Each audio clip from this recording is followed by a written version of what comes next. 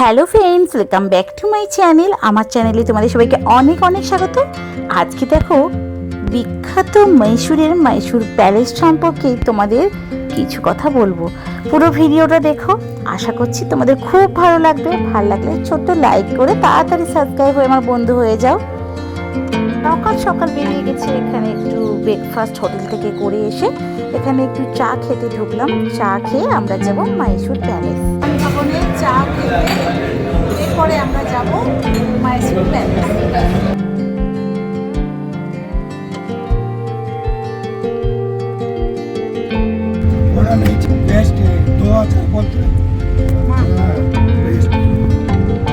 আমরা যাচ্ছি মাইসুর প্যালেস। না মা, তোমাদের সঙ্গে শেয়ার করবো কেমন লাগলো অবশ্যই। ভারতের অতীত ইতিহাস নানা দিক দিয়ে সমৃদ্ধ। এই দেশে একসময় ছিল শত শত রাজরার রাজত্ব। তার ফলস্বরূপ দেশ জুড়ে গড়ে উঠেছে অসংখ্য প্রাসাদ। প্রতিদিনই কিছু না কিছু বিশেষত্ব আছে। বেশিরভাগ প্রাসাদে মিশ্র সংস্কৃতি। প্রাসাদের বাইরে এরকম ঘোড়ার গাড়ি তোমরা পেয়ে যাবে। এই ঘোড়ার গাড়ি করে তোমরা প্রাসাদের চারদিকের বাইরের দিকে রাউন্ড মেরে ঘোরাতে পারে। 1000 টাকার মতন বলে বা 500 টাকা, তোমরা একটু দরদাম করে নেবে। আর বাইরে এরকম সুন্দর অনেক জিনিস পাওয়া যায়, যেখান থেকে তোমরা তোমাদের মনের মতন জিনিস কিনে নিতে পারো। স্মৃতিস্বরূপ যা আমার সঙ্গে করে নিয়ে যেতে পারো। এই প্রাসাদটি ওয়াদিয়ার রাজবংশের দ্বারাই প্রতিষ্ঠিত হয়েছিল এবং প্রায় 5 শতাব্দী ধরে ওয়াদিয়ার রাজবংশ এই ক্ষমতার কেন্দ্রীভূত ছিল। 1997 সালে পুরনো কাঠের যে রাজপ্রাসাদটি পুড়ে যাওয়ার পরে হেনরি আর উইনের নকশায় 1912 সালে বর্তমান ইন্দো সারাসেনিক শৈলীর পাথরের প্রাসাদটি নির্মিত হয়েছে। মহারানী বাণীবিলাস আন্নামানির আদেশে ব্রিটিশ স্থপতি হেনরি আরউইন 1912 সালে বর্তমান প্রাসাদটি নির্মাণ করেন। এটি নির্মাণে কয়েক দশক সময় লেগেছিল। এটি ভারতের সবচেয়ে বড় প্রাসাদগুলোর মধ্যে অন্যতম। এই প্রাসাদটির ভেতর হিন্দু, রাজপুত, মুসলিম এবং গথিক শৈলীর একটা চমৎকার মিশ্রণ আপনারা দেখতে পাবেন, যাকে ইন্দো সারাসনিক স্থাপত্যও বলা হয়ে থাকে। প্রাসাদের ভেতরে রয়েছে রাজকীয় দরবার হল, যার নাম কল্যাণ মণ্ডপ, যেটা বিবাহের হয়, আর বিখ্যাত গোল্ডেন থ্রোন মানে স্বর্ণ সিংহাসন। এই মাইসুরের দশরা উৎসব খুব বিখ্যাত, যখন প্রাসাদটি হাজার হাজার আলোয় আলোকিত হয়ে ওঠে এই সময়। বর্তমানে এই প্রাসাদটি কর্ণাটক সরকার দ্বারাই পরিচালিত হয় এবং এটি সিটি অফ প্যালেস ও প্রাসাদের শহরের অন্যতম প্রধান আকর্ষণ।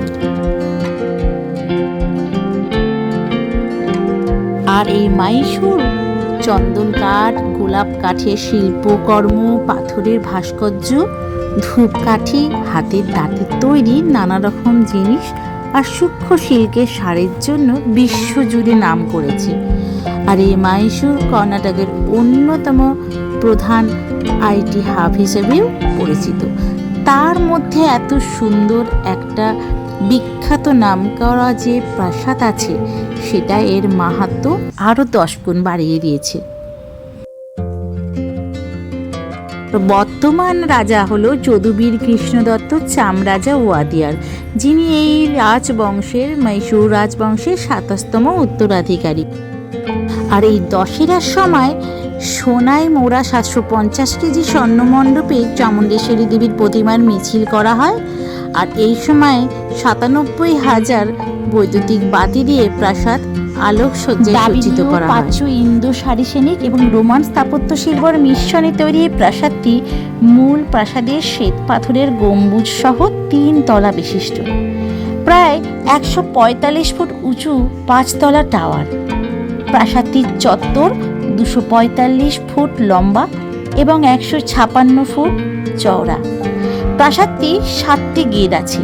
তার মধ্যে উল্লেখযোগ্য হলো পূবের জয় মাতণ্ড গেট, উত্তরের জয়রাম বলরাম গেট, আর দক্ষিণের বরাহ আর অম্বা বিলাস গেট। মাইসুর প্যালেসের কিন্তু আরেক নাম অম্বাবিলাস প্যালেস। আর এই মাইসুর রাজাদের বাসভবন ছিল এই প্রাসাদ। এখানেই বসতো রাজ দরবার। পুরনো দুর্গ তথা প্রাসাদটি তৈরি হয়েছিল ইয়াদুয়ার রাজাদের হাতে।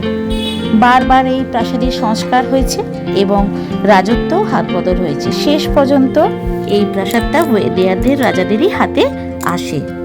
প্রাসাদটির মধ্যস্থলে যে ধনুরাকৃতি খিলানটা রয়েছে, তার উপরে রয়েছে সম্পদ, ভাগ্য ও প্রাচুর্যের অধিষ্ঠাত্রী দেবী গজলক্ষ্মীর ভাস্কর্য। পুরনো দুর্গের মধ্যে রয়েছে 3টে মন্দির, আর মূল প্রাসাদের মধ্যে 18টি মন্দির। মাইসুরের রাজারা চামুণ্ডেশ্বরী দেবীর খুব ভক্ত ছিলেন, তাই প্রাসাদটি চামুণ্ডেশ্বরী হিলস অভিমুখেই অবস্থিত। এই প্রাসাদের ভিতরে যখন ঢুকবেন, যখন ঘুরবেন, প্রায় আপনার সমস্ত প্রাসাদ ঘুরতে 2 ঘন্টার মতন টাইম লাগবে।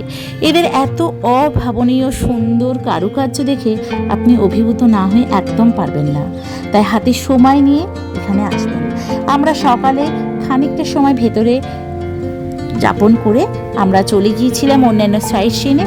আবার আমরা এখানে বিকেলের দিকে এসেছিলাম লাইট শো দেখতে। এই প্রাসাদে অনেক অনেক সিনেমার শুটিংও হয়েছে, যেটা আপনারা দেখলেই ভেতরে বুঝতে পারবেন। তবে এই পর্যটকরা সাধারণত 3টে গেট দিয়ে ঢুকতে পারে প্রাসাদটির চত্বরে।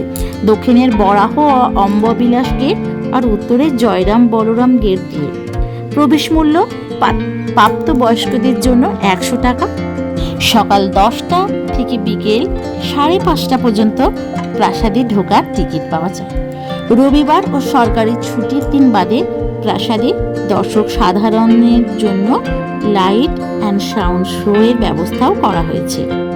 ইংরেজিতে শুরু হয় বৃহস্পতিবার থেকে শনিবার সন্ধ্যে 7টা থেকে 8টা। টিকিট মূল্য প্রাপ্তবয়স্কদের জন্য 120 টাকা এবং অপ্রাপ্তদের জন্য 50 টাকা। এই দেখুন, সকালবেলা আমরা ফিরে চলে গিয়ে অন্যান্য স্পট দেখে আবার বিকেলবেলায় আমরা চলে এসেছি লাইট শো দেখার জন্য।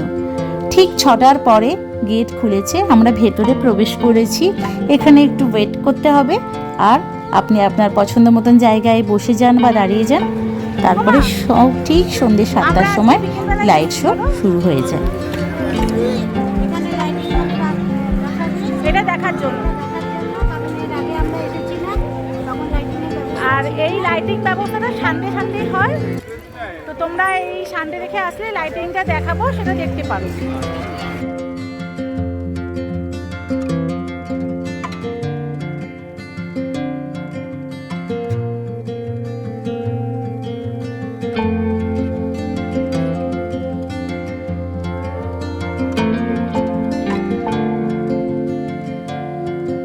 এই মাইসুরের সঙ্গে বেঙ্গালুরু থেকে, চেন্নাই থেকে, বিভিন্ন জায়গা থেকে ট্রেন পথে আপনি আসতে পারেন।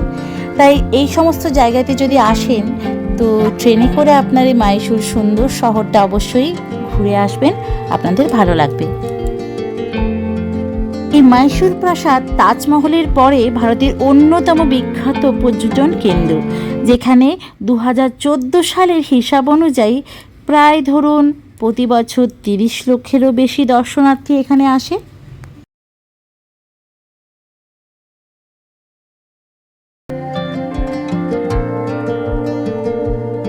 কথিত আছে যে 1996 সালে চামারাজা ওয়েদারের জ্যেষ্ঠ কন্যা জয়লক্ষ্মী মণির বিবাহের সময় পুরনো কাঠের নির্মিত প্রাসাদটি পুড়ে যায়। আর তখনই কৃষ্ণরাধা ওয়েদেয়ার চতুর্থ এবং তার মাতা মহারানী কম্মানানান জাম্মানি দেবী এই নতুন প্রাসাদ নির্মাণের জন্য ব্রিটিশ স্থপতি হেনরি আর উইনকে নিযুক্ত করেন। তারপরে 1912 সালে এই প্রাসাদটি সম্পূর্ণ হয়েছিল। তারপরে মহারাজা জয় চামরাজেন্দ্র ওয়াদিয়ারের শাসনকালে প্রায় 1930 সাল নাগাদ প্রাসাদটি আরও সম্প্রসারিত করা হয়েছিল। তো লাইটিং শোটা পুরোটাই শেয়ার করব তোমাদের সঙ্গে, দেখো। আর ভালো লাগলে আমার চ্যানেলটাকে সাবস্ক্রাইব করে দিও, লাইক করে দিও আর কমেন্ট করে দিও প্লিজ।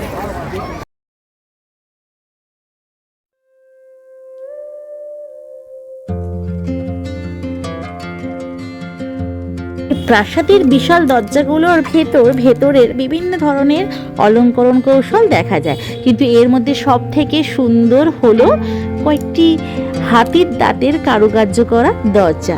এখানে হিন্দু দেবতা শিশু কৃষ্ণকে বটপত্র কৃষ্ণ আর বটপত্র সাই রূপে দেখানো হয়েছে, অর্থাৎ বট পাতার ওপর শিশু কৃষ্ণ শুয়ে আছে। সত্যি আপনি পুরনো দিনের ঐতিহাসিক সমস্ত কিছু সুন্দরভাবে এর মধ্যে দেখতে পাবেন।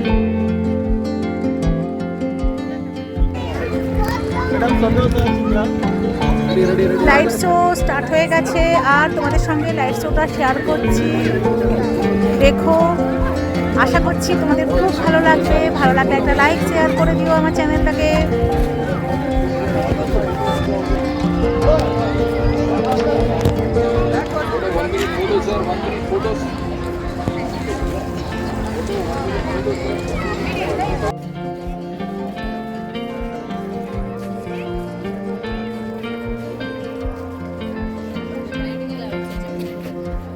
আর মেন যে প্রাসাদটাকে যেমন সাজানো হয় তার চারদিকে যে ছোট্টখাটো অন্যান্য ঘর আছে, প্রাসাদের অন্যান্য অংশ আছে, সেগুলোকেও আলোয় আলোকিত হয়ে যায়। তুমি যেদিকেই তাকাবে অপূর্ব সুন্দর লাগে, গেটগুলোও অপূর্ব সুন্দর লাগে। তো যখন এখানে দশেরা হয় বা দুর্গাপূজা হয় বা ডিসেম্বরে 25শে ডিসেম্বরের সময় খুব ভালোভাবে এটা তখন সব দিনই ওপেন থাকে, সব দিনই লাইট শো হয়। তো সন্ধেবেলাটা এখানে কাটানোর জন্য খুবই ভালো। তোমরা চারদিকে ঘুরে আবার সন্ধেবেলায় এখানে চলে আসতে পারো, যাতে তোমরা সুন্দর এই প্রাসাদের লাইট শো উপভোগ করতে পারো।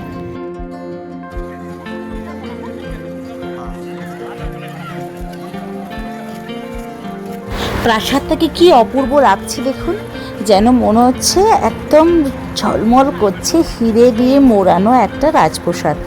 সেই রূপকথার গল্পে আমরা রাজপ্রাসাদ দেখতাম, আমরা গল্প শুনেছি, ঠিক যেন আজকে মনে হচ্ছে রূপকথার গল্পটাকেই সামনে দেখছি। এত অপূর্ব, এত সুন্দর, মনোমুগ্ধকর এই সময়টাকে এই মনের মধ্যে স্মৃতির মনে কোঠায় একদম বন্দি করে নিলাম। কারণ আবার কবে আসবো জানি না, সব পারে এসে তো এই সুন্দর মুহূর্তটা উপভোগ করতে পারবো না। এই সময়টা এই ফটো এই ক্যামেরা বন্দি করে নিলাম নিজেদের এই ছবি এই প্রাসাদের মাঝখানে, যাতে এই ছবিগুলো যখন দেখব তখন এই সময়টার কথা মনে পড়ে যাবে। আর তোমাদের সঙ্গেও এই সময়টা শেয়ার করলাম।